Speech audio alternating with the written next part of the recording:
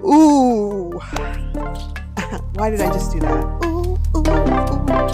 I'm in yours too. My girls are like, Mama. So we're like, just cozy, like, Yeah. Ooh. Oh, yeah. They're like, yeah. that's so weird. Yeah. So I get it. Shaba, hi. Hello. Welcome back. You know what? Ever since we put our 2 chairs out here at the Cumberland Farms in our town, store number 4772, the sun has started to come out, which is... The sun will come out tomorrow. Well, you know what? Who sings that? Annie. Let her. I mean, let us. That's messed up.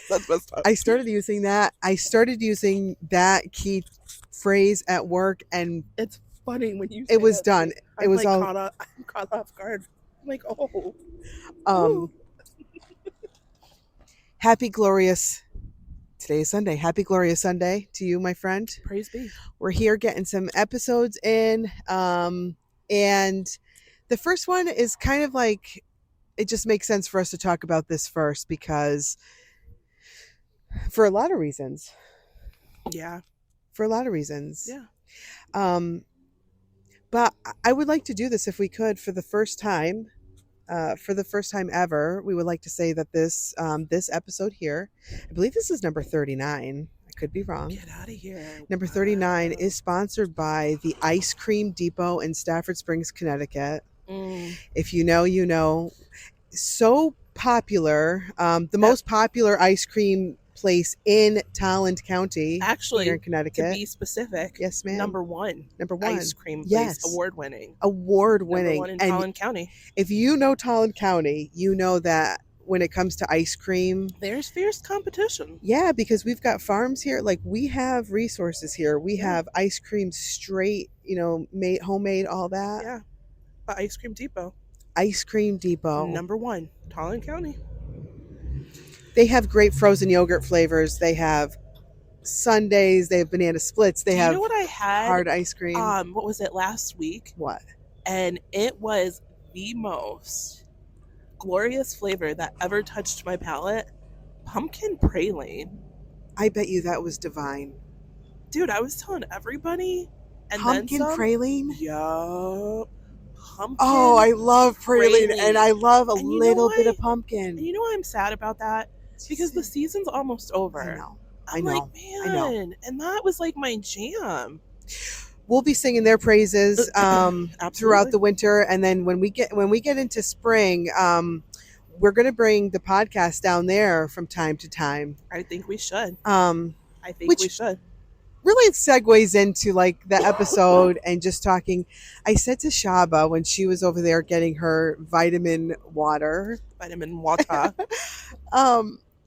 how much I love this town, and I think it's because, like, as we're walking in, the owner of Ice Cream Depot was here. You talked to him last night.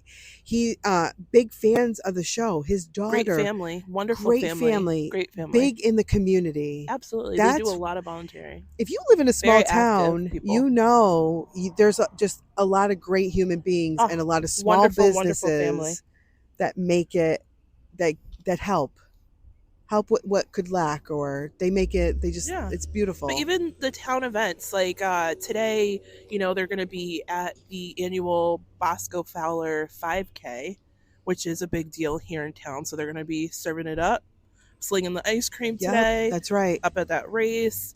But yeah, they participate in quite a bit, It's just a wonderful, wonderful family, wonderful group of people. And then you have events too. You have events like today. I mean, my God, Bosco was a coach of mine when I started out my basketball skills back in, I don't know, 3rd grade, 4th grade. Yep.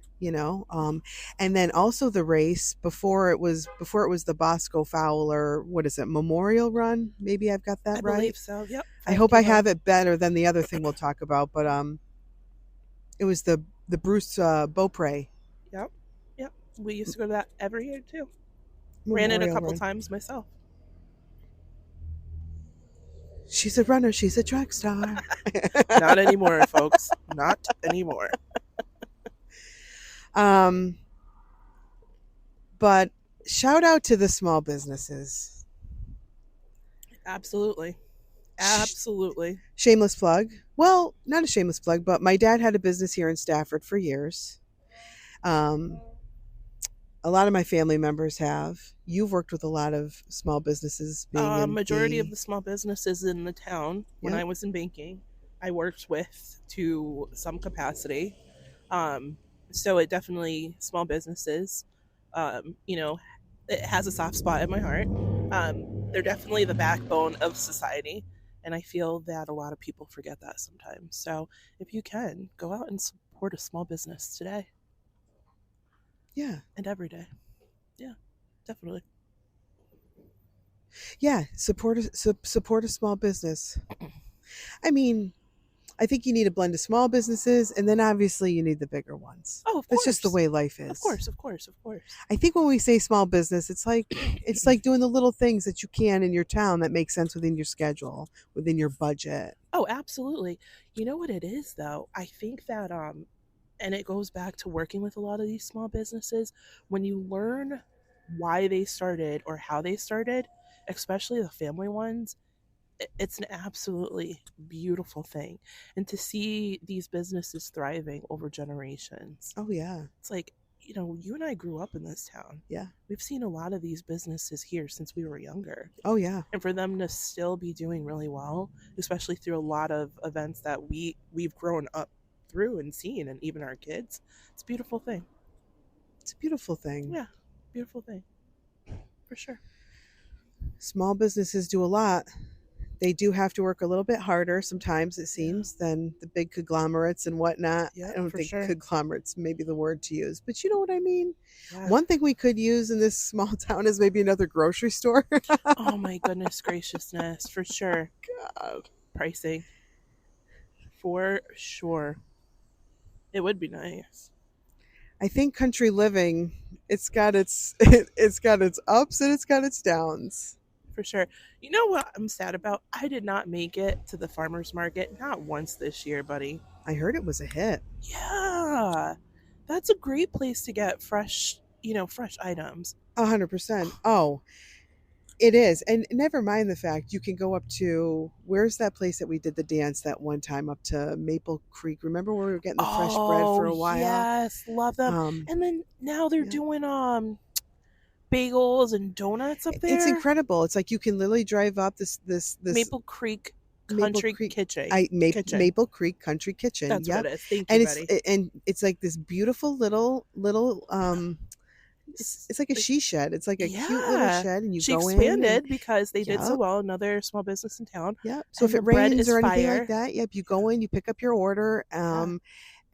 Like that's the good. Like I love that. And their jalapeno cheddar bread. Oh my goodness graciousness! Holy smokes! I mean, huge hit in my home. Huge hit. But she does bagels. Is she doing something else? Because I saw some new stuff on there. Donuts. Like I need to get up there for some.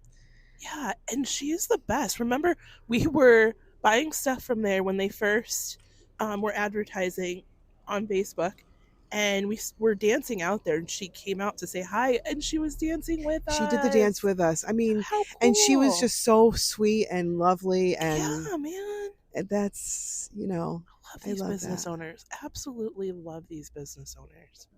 Yeah, we've got a lot of great small. I even feel weird naming some of them because God forbid you don't name all of them, and I wouldn't even want to get started doing that. But for sure.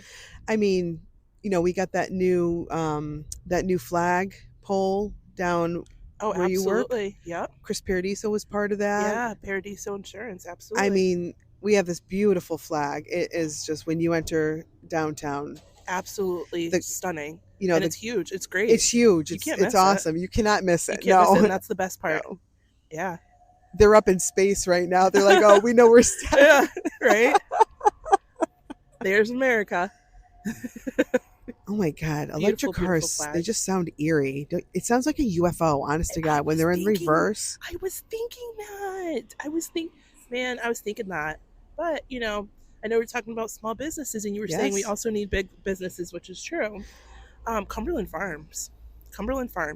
Should we tell our listeners about our visit to another Cumberland Farms without saying where? But the Yeah. comparison that we noticed compared to ours here in Stafford, I think that's I great think because we you guys should. know we love Cumberland Farms For as sure. a We love brand, them. Oh as my a whole. goodness. Absolutely.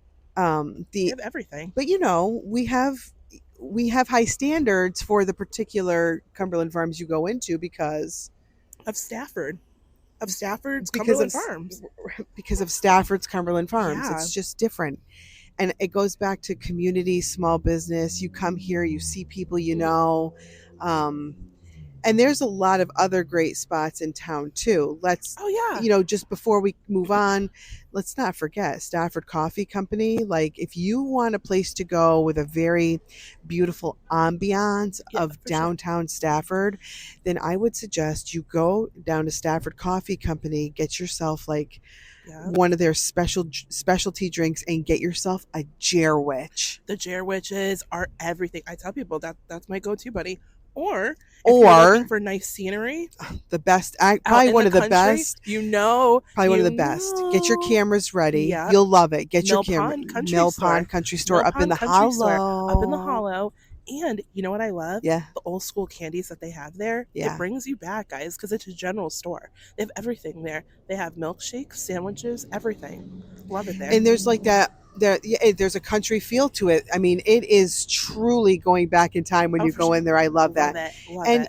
And the scenery is breathtaking. Yep. And Sherry, again, small business owner here in Love town. Not only that, but she owns Mill Pond, and she owns Flex Appeal, the gym. Flex Appeal, the gym. And let me tell you something about Flex Appeal. I think there's a lot of things that make that gym great. I happen to be a member, but it's the small, it's not small classes, but the class group fitness classes that they offer. That's part of your membership. She's definitely taken that place like so far. Absolutely. Yeah. So again, just a couple other great businesses in town. Oh, for sure. And like Kate said, we could go on, but this podcast today really is highlighting small businesses, the importance of small businesses. You, buddy, are a small business owner as well. Yep, I'm a small business. I feel Enzo with his family's business, Universal Tile in Hartford. 1996, I believe, was the year that they started. Him and his dad and his brothers, and they're still going today. And it's like to see it, to do that is no easy feat whatsoever. For sure. Whatsoever. Absolutely. And then before that, my father-in-law, him and his brothers, I think there was 5 in total. They had a tile company called Torrey Tile, which was, I believe, in Hartford, Waterbury. I could have that wrong, Naugatuck area, somewhere down there. They had a couple locations. So very interesting. My mother-in-law and father-in-law came over from Italy and just started out and hustled, and that American dream. I absolutely, and that is literally the epitome of the American dream. Yeah. You know what I mean? Yeah, absolutely. Man, that is a beautiful, beautiful, beautiful story. And then you see my cousin Dickie, he's starting, he's got the cars. The car business. Yep, that's right. And then my uncle used to have it. Yeah. It's just very, I could go on and on. Another cool company, not to cut you off from what you were just saying. No, you're fine. American Woolen. If you want to, I want one of their scarves. I have to buy one of their scarves. I have to. Beautiful stuff. It's absolutely they take wool, material. They deal with wool and whatnot, and just beautiful. Before that, it was Laura Piano. Yeah. And that was another, fine quality manufacturing company. It's just really cool to have it in your town. In your town. It's the best part of small town. It really is. But a lot, going back to small businesses really being the backbone of society. We have so many of them in our town. And like you said, it's just a neat thing to be able to experience. Even if you're buying a product from them, like actually thinking about the work that goes into said product. Small businesses. So I think back to my family immigrating to this country. And I have a great uncle that worked for a manufacturer. And so they helped him come over here. And then he had to file for siblings to come over here. It was a process back in the day, just like it is now, right? Things take time.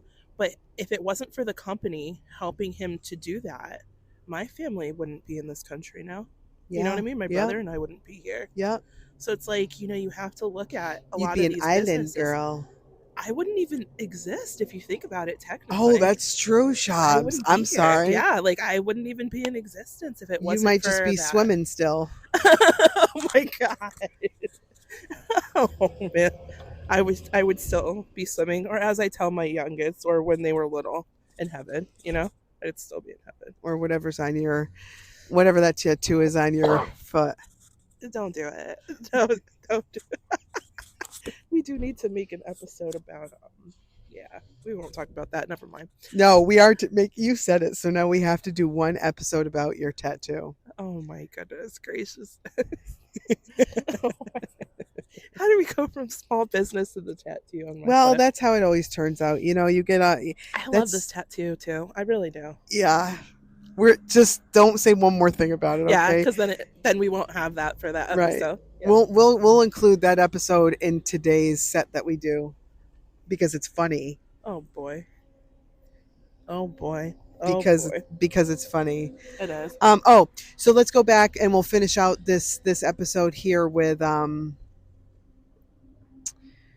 So we went to another Cumberland Farms. We won't tell you the location. We won't tell you Yeah. We're not going to tell you anything, but they've got some work to do, folks. Yes. Disappointing. Very disappointing. I'll tell you first things first is they ran out of iced coffee bold. There was none. Yeah.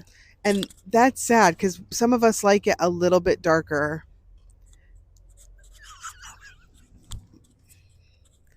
It's like sitting with Michael Scott. She's sitting there like embracing herself to not go. That's what she said. Oh my God. Go ahead. So, first of all, they didn't have the bold coffee that I like. Yeah, that was interesting. Things were not as clean as ours. It was not as organized either. Now, they could have been between shifts. And we've gone there before. No. We're going to stop for a moment. It's a smaller location. It's a smaller location than ours. You think so? Absolutely. The setup's different. It looks like it's smaller. Okay, you're right. You're actually right. I think our store is bigger. Yeah. The countertops were dirty. There was like coffee drips and cream drips and. So all we're saying, guys, is you never know when the two talking fools are going to be showing up, but you got to hold yourself to a standard like the one here in Stafford Springs. And the reason why we like going into Cumbies is because we're small town girls. And we know what they offer no matter which one we go to. And you can't beat the price of their coffee. Don't change the layout either. Give us the same layout just like Target does. Yeah. There's a Target in West Hartford. Okay. Yeah. I got to stand up for a moment because my foot just fell asleep. There is a Target in West Hartford. And it is a completely different layout than every other Target in our area. And I never know what I'm doing. It's awkward, right? And it adds on time because I'm very confused. Right. Why wouldn't you keep it all the same? I don't understand. Target, if you're listening. Yo, your West Hartford location doesn't make sense to any of us. And that's weird because West Hartford is a very busy place. You have a mall there, you have so much over there. Why would you change the layout? Cosmetics is like right there. Yeah. It's like weird. Like I don't want to walk in right to cosmetics. I kind of do, but but if it has a layout in Manchester, for instance, and you go to West Hartford and it's a different one, that's awkward. Just keep the layouts the same. Please keep the layouts the same. Oh my goodness, my foot.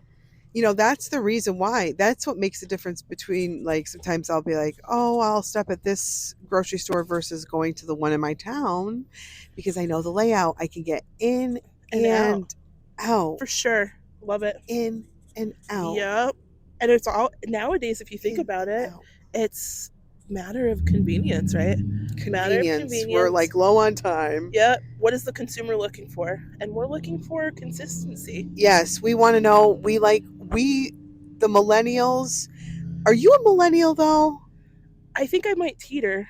I don't know. 1985. What is that? We can look it up really quick. Yeah, because I'm wondering if I was concerned about that one episode we did where the ideal retail playlist, and you were picking a lot of late 2000s where I was more geared towards early 2000s. And that's when I kind of question what generation you're in. Let's see. Yeah, but you know what though? Music wise, I definitely feel like I'm later on. But everything 100%. else, I don't know. I don't feel like I should have been We a jammed out to millennial. that Miley Cyrus song though at warm-ups at field hockey. It was awesome. Yeah, we did. That was everything. The last time I think down. Let's take a look. Okay, so apparently it's saying I am. That's really weird. So people born in this is AI overview of Google. I didn't realize Google had an AI overview, but whatever. So anyways, if you type in generation for 1985, it says people born in 1985 are considered part of the Xennial generation, a micro generation that bridges the gap between Generation X and millennials. You're a Xennial, Shaba. Hold Yeah. on. We're at 20 minutes. We're going to let you guys go. This will be another episode. We're going to talk about, you're going to read everything we need to know about Xennials, because I just found out that Shaba is not a millennial, but I kind of figured out that she wasn't with the retail playlist because I didn't like the late 2000s. I wanted early. 2000s. So she's a Xennial. We're going to talk about millennials versus Xennials in one of the episodes. So everybody, Shaba, hold those thoughts, girl. Peace out, Cub Scouts.